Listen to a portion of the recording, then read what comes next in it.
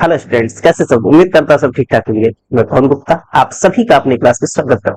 Students, आज हम पढ़ने वाले हैं वेव ऑप्टिक्स, जिसमें हाइगेंस के सिद्धांत से शुरू करेंगे और प्रकाश के अपवर्तन और परावर्तन की व्याख्या इस लेक्चर में हमारा कंप्लीट करने का इरादा है।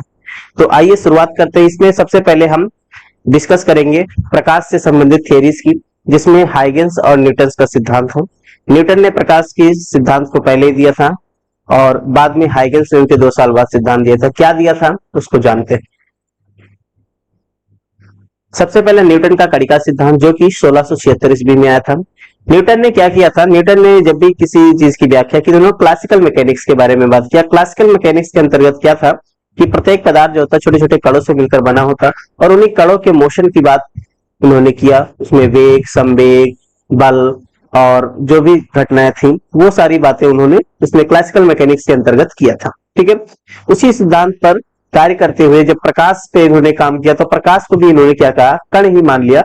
एक्चुअली 1637 ईस्वी में देकार्ते ने कणिका सिद्धांत का प्रतिपादन किया था, लेकिन न्यूटन ने उस सिद्धांत को बहुत आगे बढ़ाया, उस पर बहुत सारे शोध किए और बहुत सारे एक्सपेरिमेंट किए और कुछ नियम थे उनका निगमन भी किया, बताया।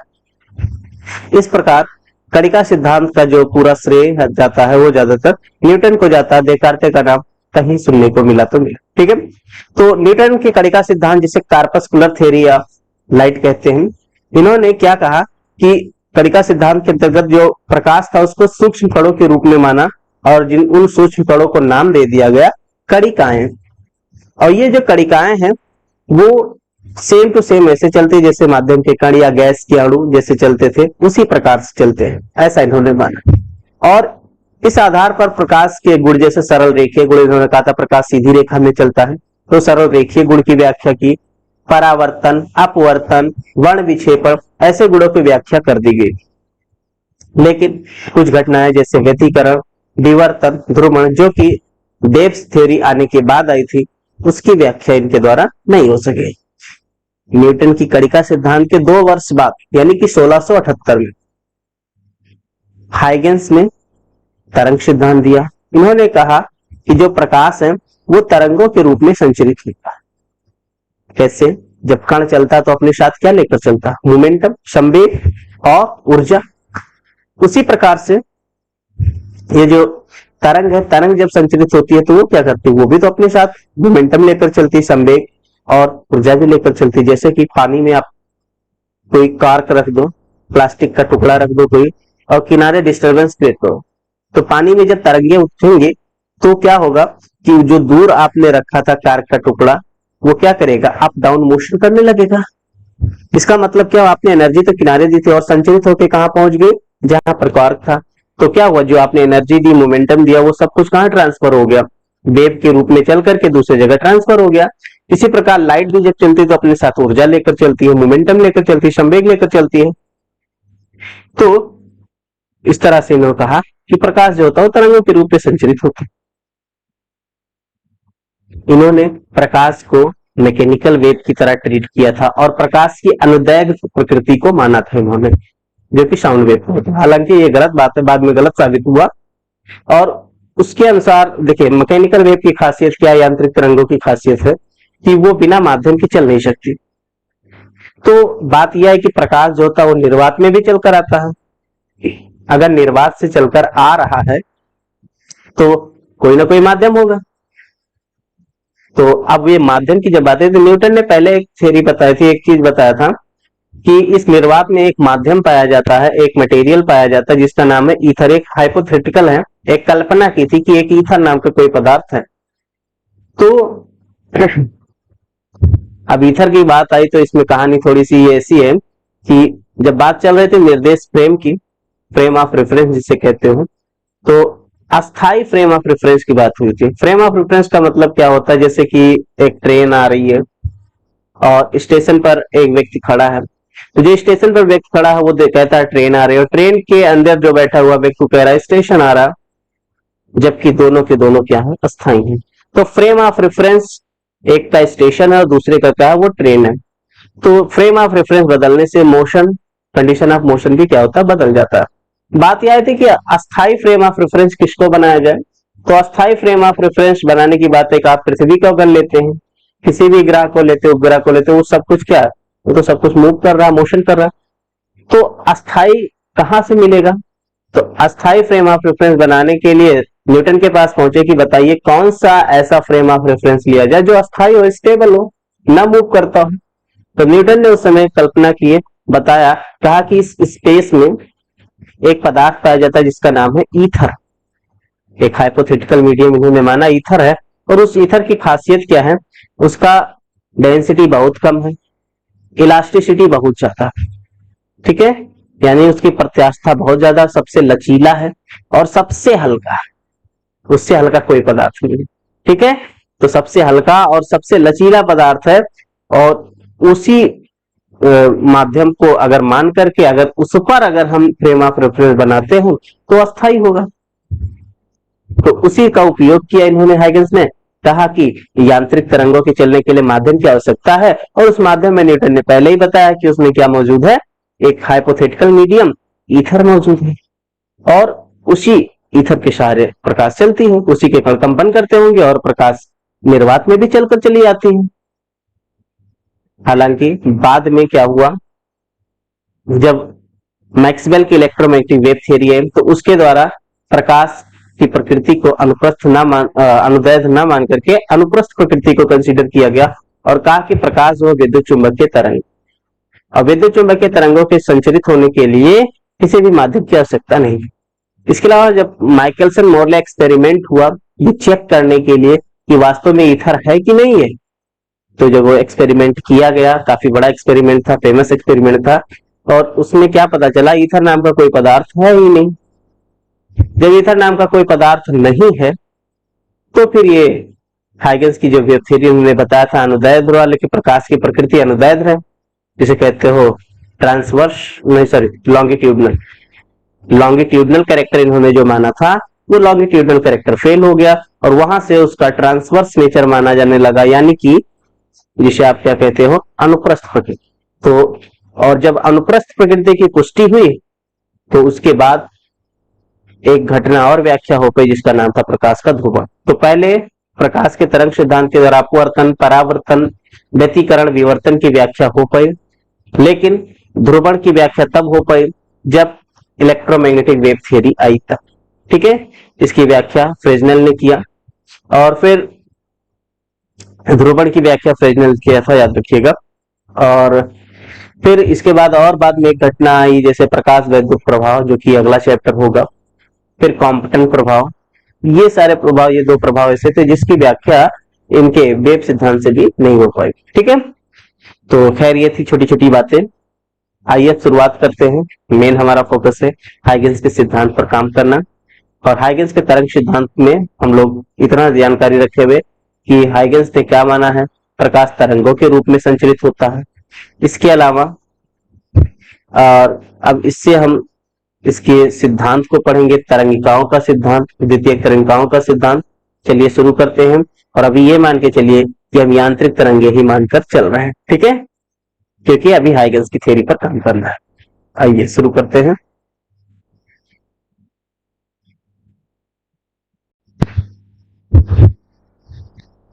नौ शुरुआत में सबसे पहले बात आती है तरंगाग्र।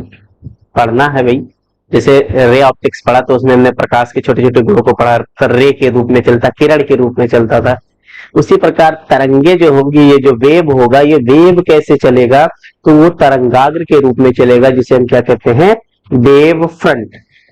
अब बात आती वेव फ्रंट है क्या भाई, पानी में पत्थर मारते हो, तालाब है, तालाब में पत्थर मारा, तो आप क्या देखते हो, वाटर रिपल्स निकलती है। तो पानी का कुछ भाग ऊपर उठा हुआ, फिर नीचे दबा हुआ, फिर ऊपर उठा हुआ, नीचे दबा हुआ, इस तरह से चलता है, ठीक है। जैसे कि मैं बात करूं, पानी में आपने पत्थर मारा तो ये ऐसे तरंगे बनना शुरू होती, इस तरह से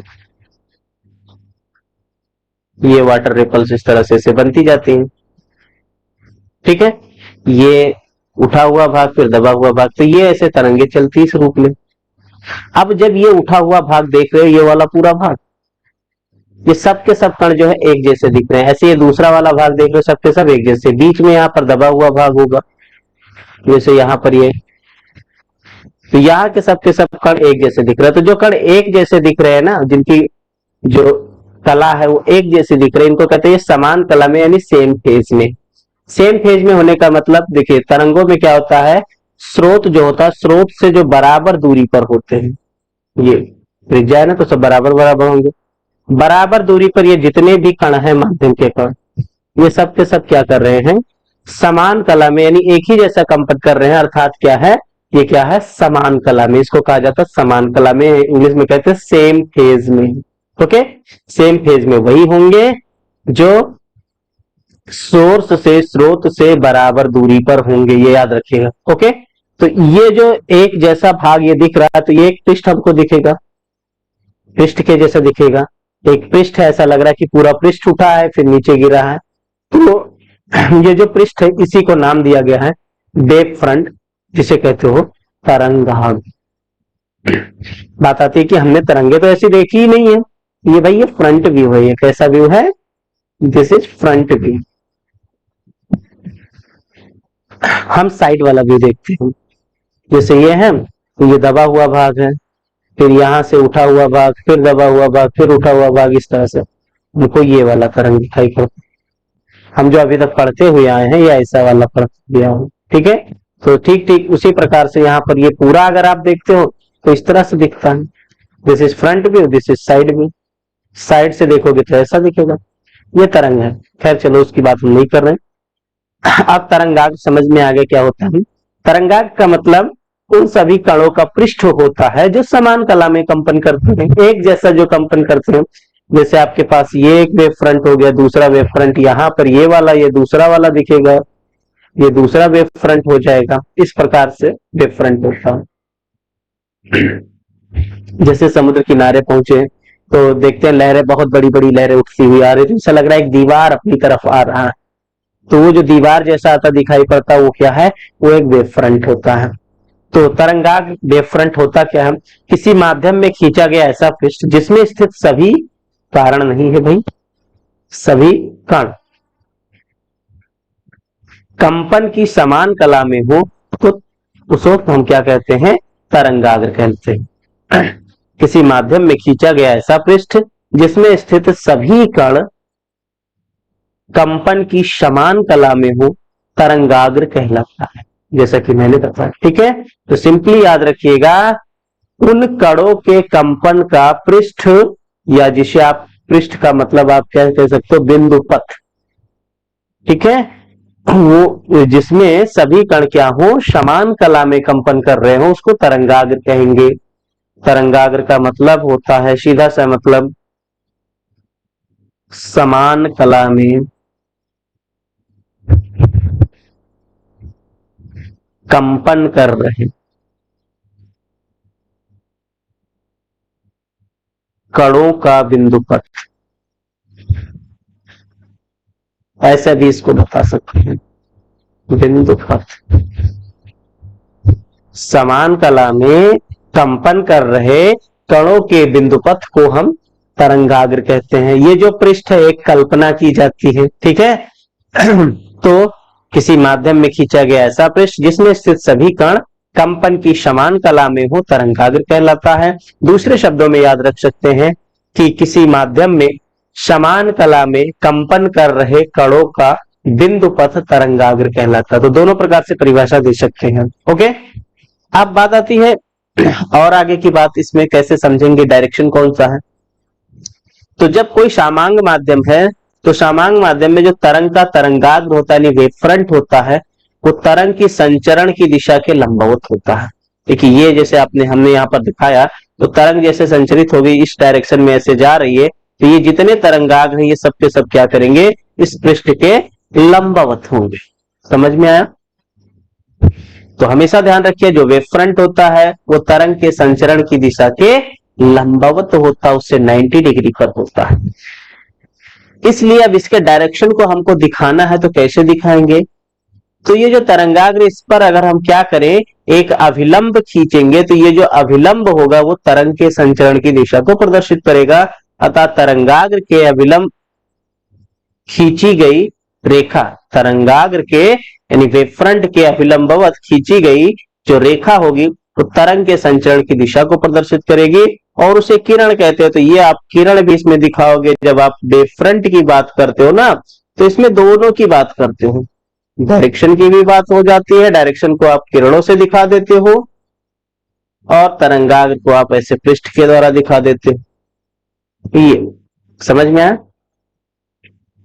अब स्रोत के आधार पर जो तरंगाग्र होता है वो तीन प्रकार से डिवाइड किया गया है। एक होता गोलीय तरंगाग्र, एक होता बेलनाकार तरंगाग्र, एक होता समतल तरंगाग्र। गोलीय का मतलब होता है स्फेरिकल, स्फेरिकल वेव फ्रंट।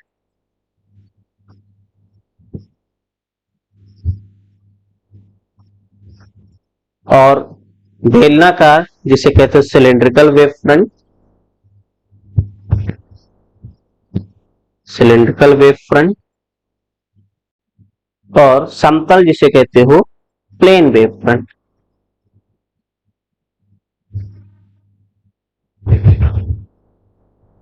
कब ऐसे बनेंगे? तो सोर्स कैसे होने चाहिए जिससे कि हम बेलनाकार या गोलीय समतल तरंगाग्र को निरूपित कर रहे हैं? देखो, बेलनाकार और ये समतल और गोलीय की बात करते हैं, ये तब बनेगा जब स्रोत कैसा हो? बिंदु स्रोत। कैसा हो? बिंदु स्रोत है अगर, तो बिंदु स्रोत से जो तरंगाग्र निकलते हैं वो कैसा होता है? गोलीय होता है, स्फेरिकल होता है। जैसे कि पानी में अपने पत्थर मारा तो इससे कैसी तरंगाग्र निकलती है? गोलीय। पत्थर क्या है? एक बिंदु आकार का माना गया है। तो बिंदु स्रोत होने पर गोलीय तरंगाग्र निकलती है। प्रकाश के केस में अगर आप एक बल्ब जला रहे हो तो बल्ब को कैसा कंसीडर किया जाएगा? एक बिंदु स्रोत की तरह कंसीडर किया जाएगा। तो उससे जो तरंगाग्र निकलेगी वो कैसी होगी? गोलीय होगी। ठीक है। फिर बात आता है बेलनाकार। बेलनाकार तरंगाग्र कब बनता है?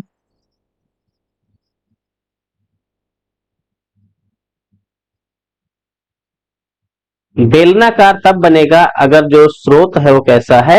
रेखीय स्रोत। अगर लीनियर सोर्स होगा तो उस केस में बेलनाकार तरंगाग्र बनेगी। जैसे कि एक ट्यूबलाइट, ट्यूबलाइट कैसा होता है? रेखीय होता है, बेलनाकार होता है। तो उससे जो तरंगाग्र निकलेगी वो बेलनाकार होगी। फिर तीसरा आता है समतल तरंगाग्र। समतल तरंगाग्र तब होगा जब स्रोत कैसा हो? बहुत दूर, बहुत दूर हो, जिसे अनंत कह सकते हो, इन्फिनिटी पर हो। तो स्रोत अगर बहुत दूर है तो उस केस में समतल तरंगाग्र बनता है। ओके, जैसे कि आप मान ले इसमें सूर्य, तारे, ये सब बहुत दूर दूर है ना, तो उनसे जो तरंगाग्र निकलेगा वो कैसा होगा? समतल तरंगाग्र होगा। समझ में आया? चलिए, तो उम्मीद है ये समझ गए होंगे। अच्छा, इनका डायग्राम कैसा होगा, कैसे निरूपण होगा, एक एक की बात करते हैं।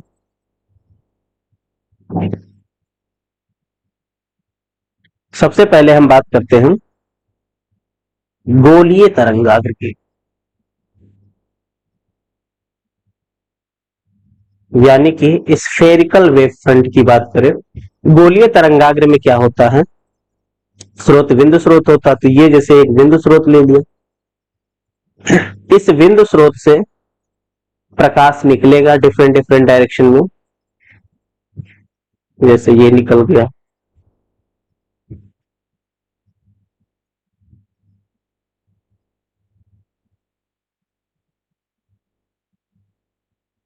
इस तरह से। तो ये वाला जैसे हमने एक तरंगाग्र खींचा, ये क्या हो गया? गोलीय। ऐसे और भी दिखा सकते हैं, ये हो गया गोलीय। ये क्या है? गोलीय तरंगाग्र यानी स्फेरिकल वेव फ्रंट। इसको अगर हम साइड से थोड़ा सा दिखाना चाहे तो इसको ऐसे दिखाएंगे।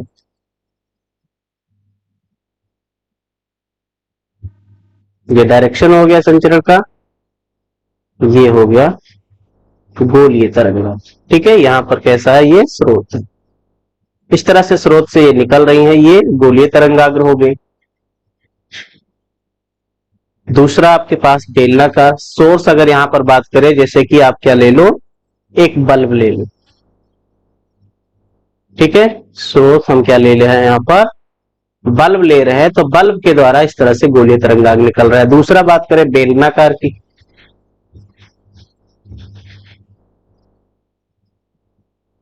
बेलनाकार तरंगाग्र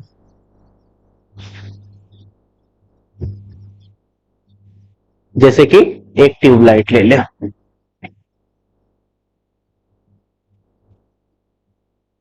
अब इसमें कैसा निकलेगा, जैसे कि ये आपके पास एक रेखीय सोर्स ले लिया हमने, इस रेखीय सोर्स से प्रकाश किरणें निकलेंगी इस तरह से,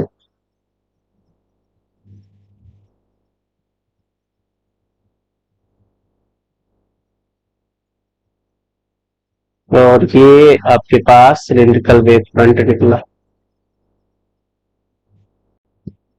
ऐसे दूसरा दिखा दो,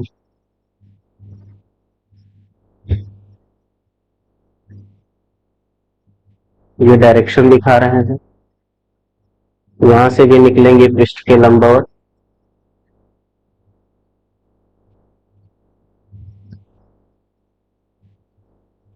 ये हो गया आपके पास बेलनाकार तरंगाग्र यानी सिलिंड्रिकल वेव फ्रंट।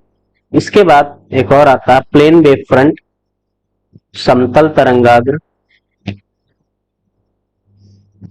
समतल तरंगाग्र को कैसे दिखाएंगे, जैसे सोर्स बहुत दूर होगा तो प्रकाशिक किरणें अगर समझ गए ना तो फिर आप आराम से खींच ले जाओगे। ये प्रकाशिक किरणें आ रही हैं तो यहां पर समतल तरंगाग्र ऐसे खींचते, ये समतल पृष्ठ है, ठीक है। 3D में दिखाना चाहो तो आप ऐसे दिखा सकते हो, इस तरह से।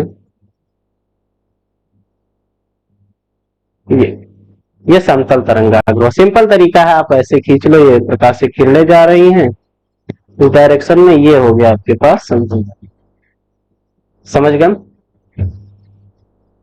तीनों टाइप की तरंगाग्र आपके पास सवाल कैसा देता है, सवाल देता है इसमें स्रोत का नाम दे देगा, जैसे कहेगा एक बल्ब जला दिया गया तो बताओ उस बल्ब से जो प्रकाश तरंगे निकलेंगी तो कैसी होगी, तो बल्ब से जो प्रकाश तरंगे निकलती हैं वो होती हैं गोलाकार। फिर बेलनाकार तरंगाग्र की बात करें, इसमें जैसे दे देगा एक ट्यूबलाइट आपने जलाया है तो उससे कैसी तरंगे निकलेंगी तरंगाग्र, तो उससे जो तरंगाग्र निकलेंगी वो बेलनाकार निकलेंगी। इसी के बाद अगर कह दे कि कोई तारा है, उस तारे से जो लाइट आ रही है उससे कैसा तरंगाग्र बनेगा, तो प्लेन वेव फ्रंट होगा, समतल तरंगाग्र होगा, ठीक है। चलिए आगे बात करें हाइगेंस का द्वितीयक तरंगिकाओं का सिद्धांत, Huygens principle of secondary wavelets.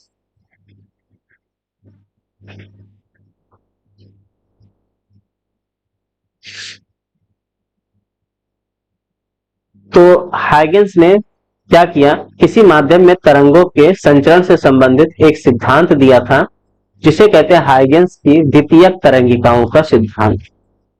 इसके लिए उन्होंने कुछ परिकल्पनाएं की थी, कुछ बताया था। क्या बताया था, पहली बात इन्होंने कहा कि जब किसी माध्यम में स्थित तरंग स्रोत से तरंगे निकलती तो स्रोत के चारों ओर स्थित जो माध्यम के कण है कंपन करने लगते। ये तो ठीक है, ये बात पता चली। इसके बाद क्या कहा इन्होंने कि माध्यम में वह पृष्ठ जिसमें स्थित सभी कण कंपन की समान कला में हो तरंगाग्र कहलाता, ठीक है। यानी तरंगाग्र की जो परिभाषा है वो बात बताई कि माध्यम में स्थित वह पृष्ठ जिसमें स्थित माध्यम के कण कंपन की समान कला में हो, यानी कंपन करते एक जगह हो, एक जैसे यानी सोर्स से बराबर दूरी पर हो, तो वो समान कला में हो, तो उनको क्या कहते हैं, तरंगाग्र कहते हैं। अब अगर बिंदु स्रोत हो तो उसमें तरंगाग्र गोलीय होता है, और स्रोत से बहुत अधिक दूरी होने पर वो जो तरंगाग्र होता है वो लगभग समतल हो जाता है, ठीक है। ये तो पहली बात हो गई जो वेवफ्रंट की परिभाषा पड़ी। दूसरा सबसे इंपॉर्टेंट यहां से शुरू होता है, पहले जानेंगे द्वितीय तरंगिकाएं होंगी क्या। उन्होंने कहा तरंगाग्र पर स्थित प्रत्येक कण एक नए तरंग स्रोत का कार्य करता है जिससे नई तरंगे सभी दिशाओं में निकलते। ध्यान रखना बिंदु स्रोत है तो बिंदु जो होगा कण क्या है, एक बिंदु की तरह होगा, तो उससे गोलीय तरंगाग्र निकलेंगी, यानी गोलीय तरंगे निकलेंगी, और इन तरंगों को द्वितीयक तरंगिकाएं कहते हैं। और ये भी माध्यम में प्राथमिक तरंग की चाल से आगे बढ़ती, यानी जो शुरू में जो तरंग निकली थी, वो जो तरंग जो चल रही थी, जो उसकी स्पीड है, सेम स्पीड से द्वितीय तरंगिकाएं भी चलेंगी। कैसे भाई? देख, ये मैंने एक प्लेन वेव फ्रंट लिया है। इस प्लेन वेव फ्रंट पर ये बहुत सारे बिंदु हैं, ये बहुत सारे कण होंगे। हमने कुछ का उदाहरण लिया है जैसे इससे। अब ये जो इनके द्वारा जो तरंगे निकलेंगी वो कैसे निकलेंगी? ये भी एक सोर्स की तरह व्यवहार करेंगे और गोलीय तरंगे निकालेंगे।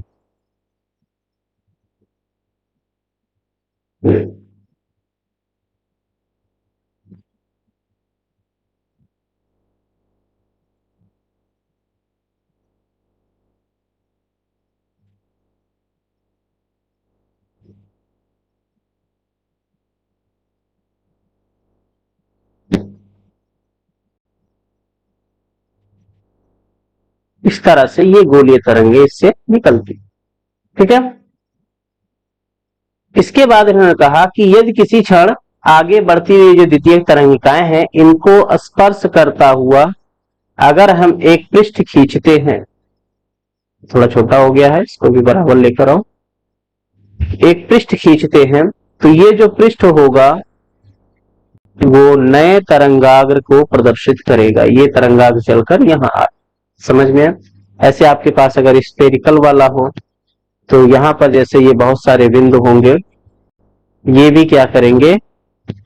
द्वितीय तरंगिका निकालेंगे, ऐसे उत्सर्जित करेंगे। गोलीय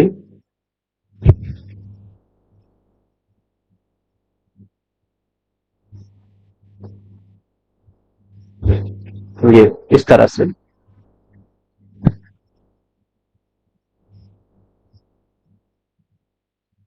और इन पर अगर हम एक स्पर्श करता हुआ पृष्ठ खींचे तो ये तरंगाग्र यहां से चलकर यहां पहुंच गए। अगर प्रकाश की चाल t हो तो यहां से यहां तक जो दूरी होगी, तरंग की चाल अगर t है तो ये दूरी हो जाएगा v इंटू टी, जहां t टाइम है, यहां से यहां तक पहुंच गया। ठीक है। तो ये था हाइगेंस की द्वितीयक तरंगिकाओं का सिद्धांत। क्या बताया कि जो माध्यम के कण होते हैं उनसे तरंगे जो निकलती है वो चारों ओर उसमें माध्यम के कण कंपन करने लगते हैं, और माध्यम में वह पृष्ठ जिसमें स्थित सभी कण कंपन की समान कला में हो वो तरंगाग्र कहलाता है।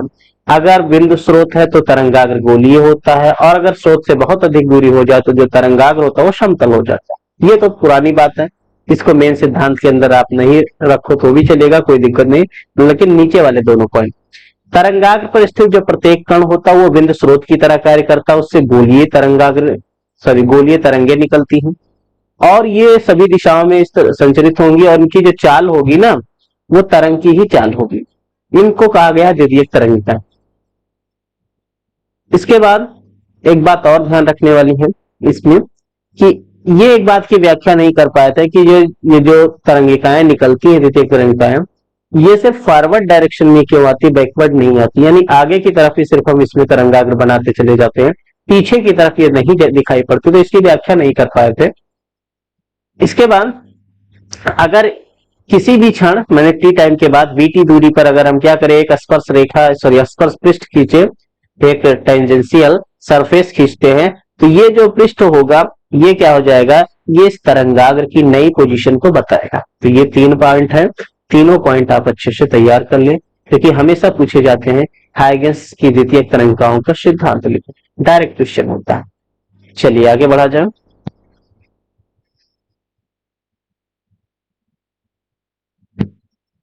आपके पास ये कुछ सवाल हैं। निम्नलिखित दशाओं में प्रत्येक तरंगाग्र की आकृति क्या है? पहला है किसी बिंदु स्रोत से अपसरित है, यह अपसरित प्रकाश। दूसरा उत्तल लेंस से निर्गमित प्रकाश जिसके फोकस पर कोई बिंदु स्रोत रखा है। तीसरा कह रहा किसी दूरस्थ तारे से आने वाले प्रकाश तरंगाग्र का पृथ्वी द्वारा अवरोधित भाग। ठीक है भाई, देखो सबसे पहले यहां पर कह रहा है किसी बिंदु स्रोत से अपसरित प्रकाश। इसकी बात करें तो जैसे आपके पास ये कोई बिंदु स्रोत है तो इससे प्रकाश किरणें ऐसे निकलती हैं इस तरह से, तो इससे कैसी तरंगाग्र निकलती है, इस तरह से निकलेंगी। तो ये जो तरंगाग्र है, ये बिंदु स्रोत अगर है तो बिंदु स्रोत से कैसी तरंगाग्र निकलती है, तो बिंदु स्रोत से गोलीय निकलती है। तो पहले का उत्तर आपके पास क्या हो जाएगा, गोलीय तरंगाग्र, यानी कि स्फेरिकल वेव। दूसरा देखिए, कह रहा उत्तल लेंस से निर्गमित प्रकाश जिसके फोकस पर बिंदु स्रोत रखा। ठीक है भाई, देखिए सेकंड पार्ट को, एक उत्तल लेंस बनाना पड़ेगा आपको।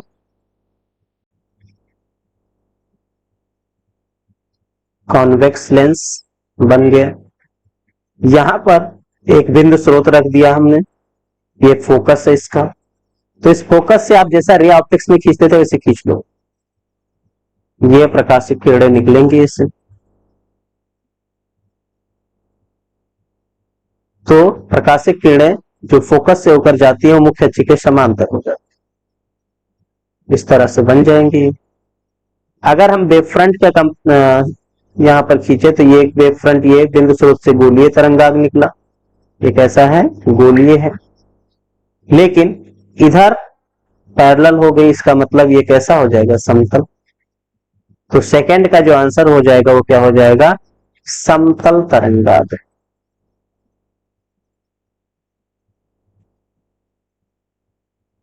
तीसरा पार्ट कह रहा है कि किसी दूरस्थ तारे से आने वाले प्रकाश तरंगाग्र का पृथ्वी द्वारा अवरोधित भाग।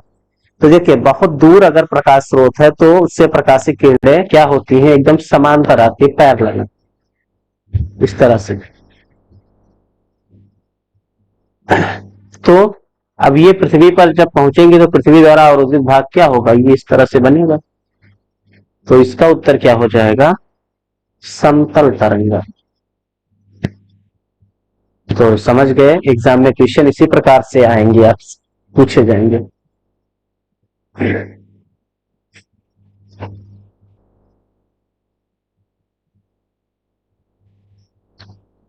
द्वितीयक तरंगाओं के सिद्धांत के बाद आगे आता है आपके पास हाइगेंस की द्वितीयक तरंगाओं के सिद्धांत द्वारा तरंगों के परावर्तन की व्याख्या।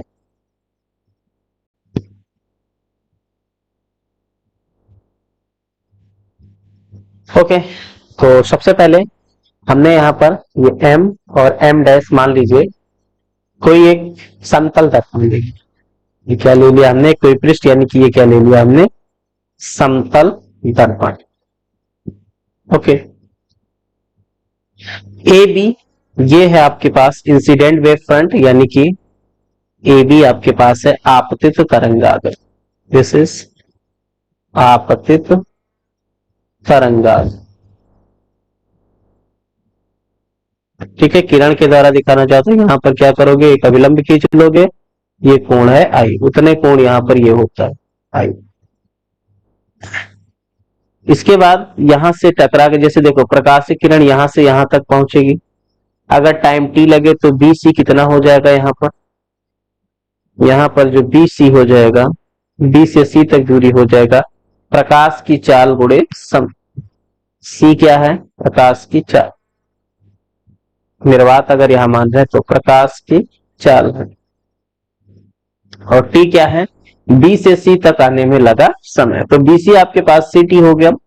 इसके बाद ये टकरा, जैसे जब बी से सी तक यहां से प्रकाश यहां तक आया, तो तब तक ए से यहां से पृष्ठ से टकरा कर ये क्या होगा, प्रकाशित किरण इधर लौटनी चाहिए, तो ये इधर लौट रही है प्रकाशित किरण। तो यहां पर जब ये टकरा के गई तो जितना दूरी ये चलेगा, माध्यम तो चेंज नहीं हुआ, तो ए से डी तक की भी दूरी कितना चलेगा, टी समय तक तो ये भी चलेगा। तो यानी कि यहां पर ए डी आपके पास जो बनेगा वो हो जाएगा सी टी। देखिए ये बी सी जो है ये आपतित प्रकाश के द्वारा चली गई दूरी, और ये जो ए डी है वो क्या है, परावर्तित प्रकाश के द्वारा चली गई दूरी। और इस तरह से ये जो सी डी है, ये जो सी डी है ये आपके पास क्या हो गया, परावर्तित तरंगाग्र।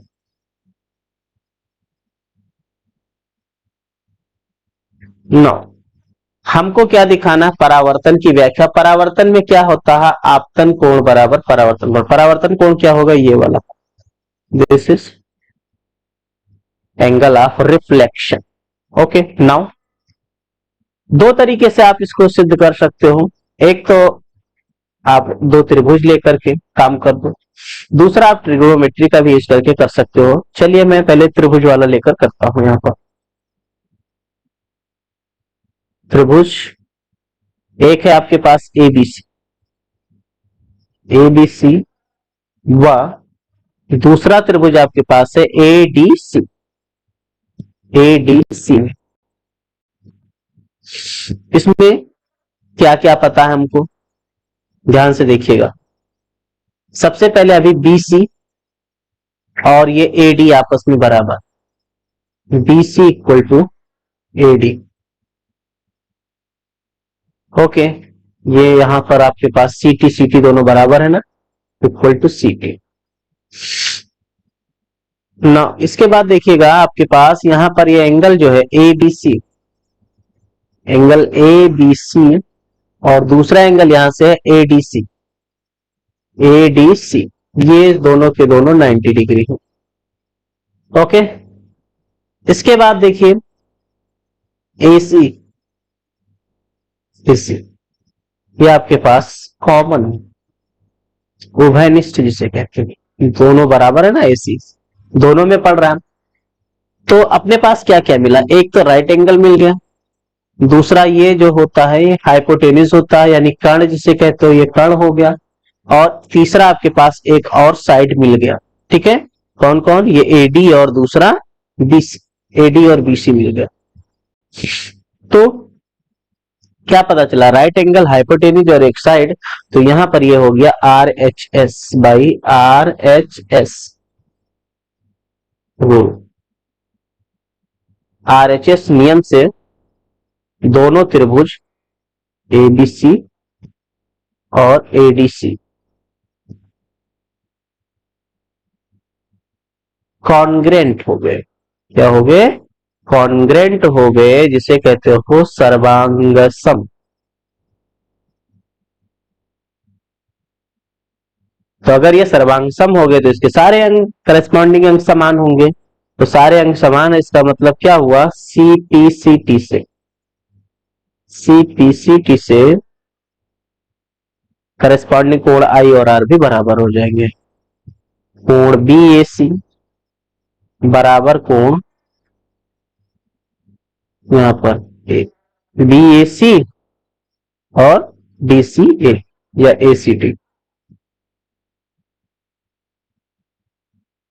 या बीएसी का मतलब आई और एसीडी का मतलब आर, आई बराबर आर, जिसे क्या कहते हैं, आपतन कोण बराबर, आपतन कोण बराबर परावर्तन कोण, परावर्तन कोण, यही क्या है, यही परावर्तन का नियम, परावर्तन का नियम। ठीक है, ये पहला मेथड था जिसके द्वारा हम लोगों ने सिद्ध किया आपतन कोण बराबर परावर्तन कोण, अर्थात प्रकाश के परावर्तन की व्याख्या, प्रकाश के किसी भी तरंग के परावर्तन की व्याख्या होगी। ठीक है, नाउ आगे देखें, किसी चीज को हम दूसरे तरीके से करें, सेकेंड मेथड। दूसरा तरीका क्या होगा, एक त्रिभुज ले लीजिए, समकोण त्रिभुज एबीसी, समकोण त्रिभुज एबीसी में साइन आई निकालेंगे। देखिएगा समकोण त्रिभुज एबीसी देख सकते हो, ए बी सी यहाँ बी 90 डिग्री है, इसमें ये कोण आई है, तो साइन आई क्या होता है, साइन आई होता है लंब बटे कर्ण, लंब हो जाएगा बीसी, कर्ण हो जाएगा एसी, बीसी बटे एसी। बीसी है आपके पास सीटी बाई एसी हो जाएगा। दूसरा लीजिए, समकोण त्रिभुज एडीसी में, इसमें कोण है साइन आर, तो साइन आर देखिए क्या हो जाएगा, इसमें आर के सामने वाली भुजा लंब होगी यानी एडी बटे कर्ण हो जाएगा एसी, एडी बटे एसी। एडी और बीसी बराबर है सी टी के, इक्वेशन नंबर 2। नाउ क्या करें, समीकरण 1 को समीकरण 2 से भाग करने पर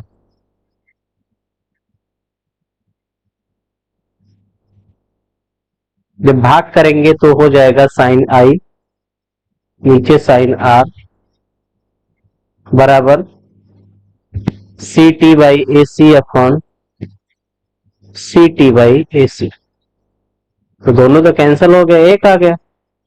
इसका मतलब क्या पता चल रहा है कि sine I equal to sine R, और साइन आर बराबर, इसका मतलब इनके कोण भी बराबर है, आई बराबर, यही परावर्तन का नियम है।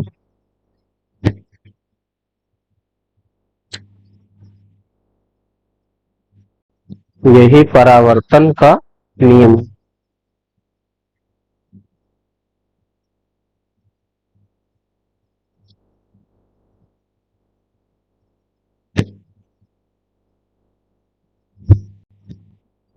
ओके, तो कोई भी मेथड लगाइए, दोनों सही है, एग्जाम में दोनों काम करेगा। नाउ आगे बात करें, परावर्तन तो हो गया, अब बात आती है अपवर्तन की। अपवर्तन की व्याख्या कैसे की जाए, इसके लिए हमने यहां पर एक बाउंड्री ले लिया, ऊपर दूसरा माध्यम है, नीचे दूसरा माध्यम। ऊपर वाले माध्यम का अपवर्तनांक मान लेते हैं n1 और नीचे वाले माध्यम का अपवर्तनांक मान लेते हैं n2। ये मान लिया n1 है और इसका अपवर्तनांक है n2। पहले माध्यम में प्रकाश की चाल मान लीजिए है v1 और दूसरे माध्यम में चाल है v2। Okay, now A B आपके पास, ये जो ए बी है, दिस ए बी इज, ये है आपतित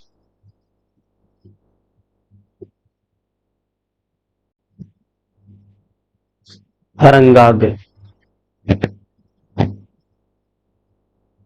और ए बी के बाद सी डी की बात करें, ये जो सी डी है ये है अपवर्तित तरंगाग्र, अपवर्तित तरंगाग्र। ओके, नाउ देखिए क्या होता है अपवर्तन, पहले ये जाने, जब कोई तरंग एक सामांग माध्यम से दूसरे सामांग माध्यम में जाती है, वो भी ध्यान रखना, जब कोई तरंग एक पारदर्शी, याद रखना पारदर्शी है, एक पारदर्शी सामांग माध्यम से दूसरे पारदर्शी सामांग माध्यम में जाती है तो वह अपने मार्ग से विचलित हो जाती है। इस घटना को प्रकाश का अपवर्तन कहते हैं, और इसमें तरंग की चाल, तरंगदैर्घ्य बदल जाती है परंतु आवृत्ति नहीं बदलती, इस बात को ध्यान रखना। और इसमें जो मुख्य नियम है वो क्या है, स्नेल का नियम।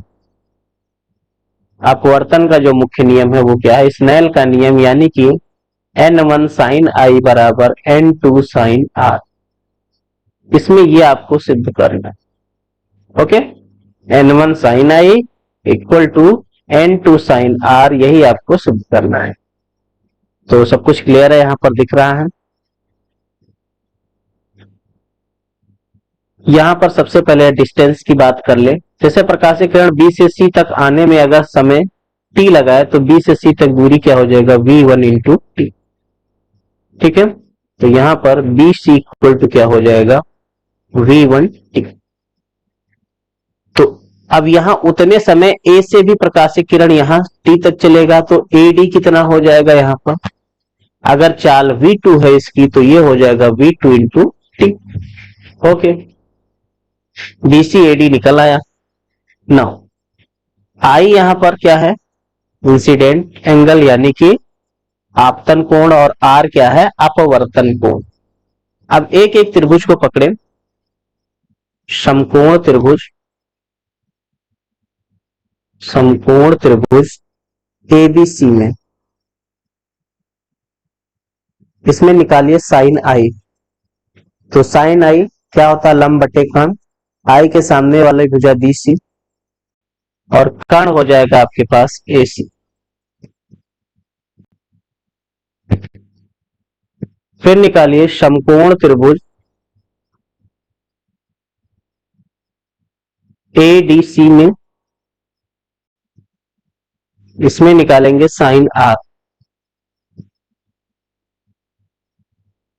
तो साइन आर हो जाएगा आपके पास, यहाँ आर यहां बना तो इसमें लंब हो जाएगा AD और नीचे AC। अब दोनों को डिवाइड कर लीजिए, साइन आई और नीचे साइन आर। डिवाइड करेंगे तो क्या होगा, देखिए AC AC दोनों में कट जाएगा, ऊपर बचेगा BC और नीचे बचेगा क्या, AD। यानी BC का मतलब कितना है, V1T, और AD का मतलब है V2 इंटू टी। T से T कैंसल हो जाएगा, तो क्या पता चला अपने पास, sine I by sine R equal to V1 by V2। Okay, इसको इक्वेशन 3 मानते।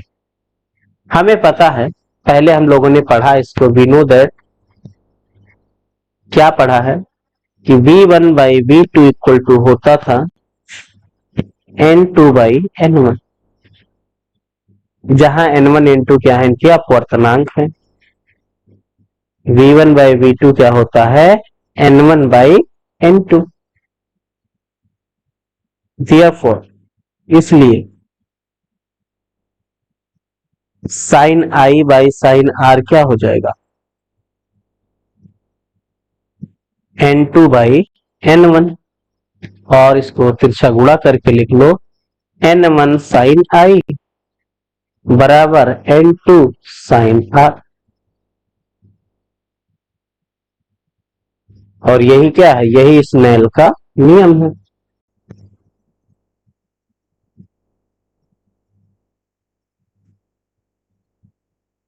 इस प्रकार से हम लोगों ने प्रकाश के अपवर्तन की भी व्याख्या कर ली, परावर्तन भी हो गया और अपवर्तन भी हो गया। ओके, कुछ और भी बातें हैं जिनको याद रखने की जरूरत है।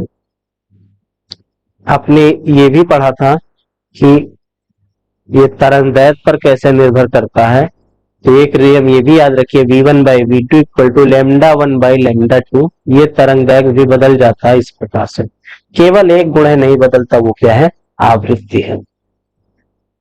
क्योंकि अगर V1 by λ1 equal to V2 by λ2 करोगे तो ये दोनों बराबर आ रहा है, यानी कि पहले आवृत्ति और बाद की आवृत्ति क्या हो जाएगी, बराबर। तो उम्मीद है यहां तक समझ गए होंगे। आवृत्ति जो होता है, अगर हम आवृत्ति की बात करेंगे तो आवृत्ति F बराबर होता है V बाई लैम्डा। ठीक है, तो F1 और F2 आपस में यहाँ पर बराबर हो जाएंगे। ऐसे अगर आप लिखो V1 by λ1 equal to V2 by λ2, अगर आप रखो तो ये अगर बराबर आ रहा है, इसका मतलब क्या पता चला, F1 और F2 क्या हुआ, बराबर हुआ।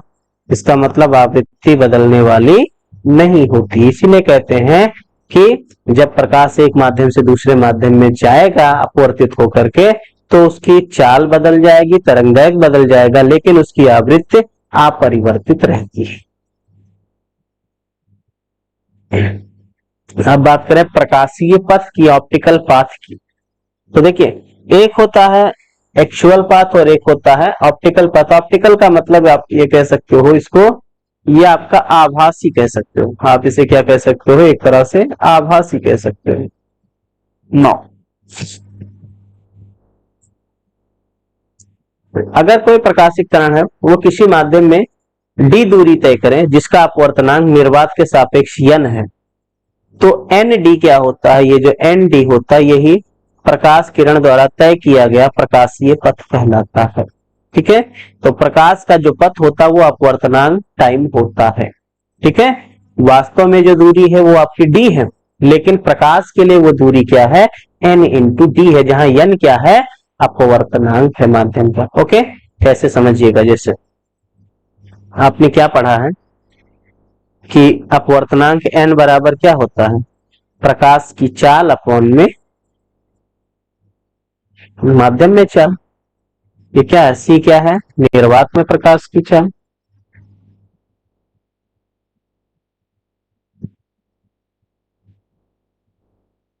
और v क्या है, माध्यम में प्रकाश की चाल।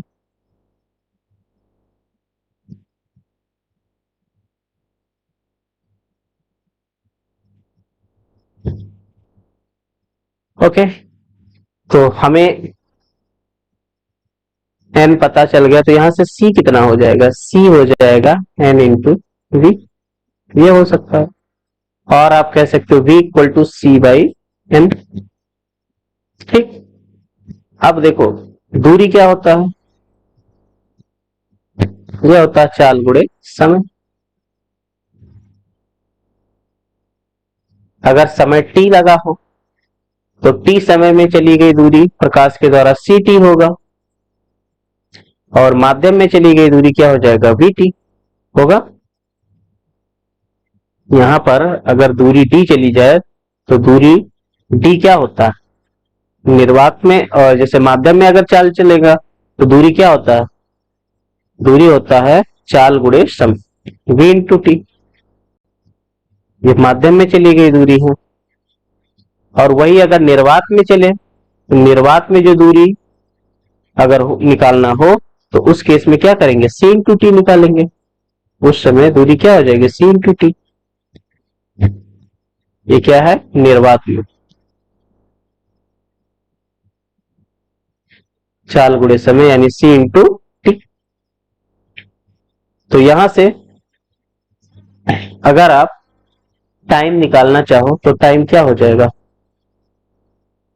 टाइम नहीं सॉरी, हमको निर्वात में चली गई दूरी निकालना है। तो निर्वात में चली गई जो दूरी होगी वो कितना हो जाएगा भाई, सी निकाल लो, यहां से सी हो जाएगा एन इंटू वी हो जाएगा। ठीक है, यहाँ वी निकालने की जरूरत नहीं, यहां से आप क्या निकाल लो, इसमें से सी निकाल लो। सी क्या हो जाएगा, सी हो जाएगा एन इंटू वी।